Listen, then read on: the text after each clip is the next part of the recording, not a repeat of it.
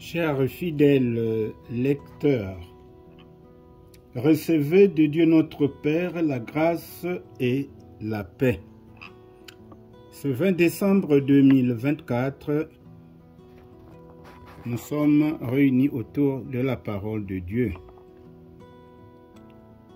Nous devrions méditer le texte de l'Évangile Luc, chapitre 1, le verset 26 à 38. Mais ce texte a déjà fait l'objet de notre méditation le 9 décembre dernier. Pour ce faire, la méditation de ce jour sera axée sur la première lecture, Ésaïe chapitre 7, les versets 10 à 14. Alors, dans ce texte, on nous parle de la foi, l'appel à la foi. Cet appel à la foi a un signe, c'est le signe d'Emmanuel. Nous allons d'abord lire le texte. En ce jour-là, le Seigneur parla ainsi au roi Achaz. Demande pour toi un signe de la part du Seigneur ton Dieu. Au fond du séjour des morts ou sur les sommets là-haut. Achaz répondit, non, je n'en demanderai pas. Je ne mettrai pas le Seigneur à l'épreuve. Isaïe lui dit alors, écoutez, maison de David, il ne nous suffit donc pas de fatiguer les hommes, il faut encore que vous fatiguez mon Dieu. C'est pourquoi le Seigneur lui-même vous donnera un signe. Voici que la Vierge est enceinte.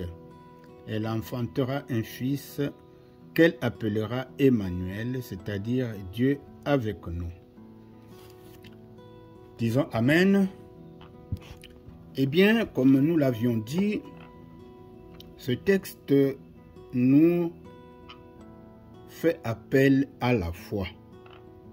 Parce qu'il y a le signe de Dieu au milieu de nous. La lecture et la méditation donc de tout le chapitre 7 du prophète Ésaïe nous donnent une meilleure compréhension du texte concernant l'annonce de la naissance d'Emmanuel, Dieu avec nous, gage du salut pour le peuple de Dieu. L'on parle bien sûr de la naissance de Jésus-Christ, l'annonce de la naissance de Jésus-Christ. Ésaïe, accompagné de son fils, vient raffermir le courage chancelant d'Achaz, roi de Juda, attaqué par le roi de Syrie et d'Éphraïm. Ce que vous pouvez lire aux 9 premiers versets que nous n'avions pas lus. Mais Achaz refuse le gage de la protection divine qui lui est offert par le prophète. Celui-ci donne alors lui-même un signe de la part de Dieu. Donc, la naissance d'Emmanuel. Un signe dont l'accomplissement s'étendra au peuple de Dieu à venir, qui inclut Israël et les nations. Eh bien, la Vierge deviendra enceinte, elle enfantera un fils et lui donnera le nom d'Emmanuel. Ce que nous pouvons lire au verset 14. Cette prophétie concernait la naissance virginale du Messie par Marie. Et ce titre d'Emmanuel est appliqué au Christ.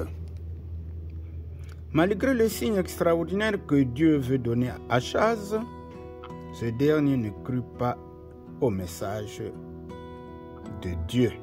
Ainsi, son incrédulité a pour conséquence la défaite face à l'ennemi et la désolation du peuple, ce que nous pouvons lire au verset 17 et 25. Cette désolation a connu son apogée lorsque les Babyloniens conquirent Juda.